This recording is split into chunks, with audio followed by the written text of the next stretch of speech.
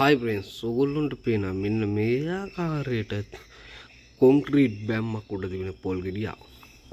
ඔව් මට පේනවා මේ පොල් ගෙඩියේ නැට්ට හරිය ගාවින් කුකුලාගේ වගේ කරමලක් පේනවා.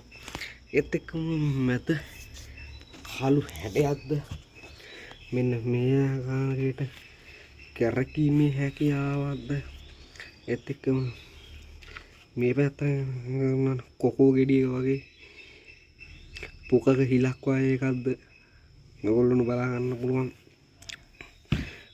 තවද මෙන්න මේ ආකාරයට ගත්තම කරමලේ ගැන කතා කරේ එතනින් අල්ලන්න කකුලෙන් ඔන්න කැරකීමේ හැකියාවක්ද තිබෙනවා. අන්න කඩාගෙන වැටෙනවා.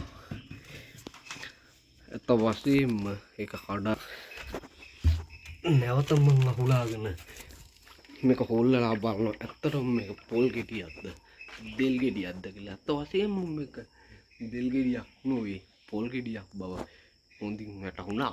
එහෙනම් අසාසිට ඔබ සැමට ස්තුතියි.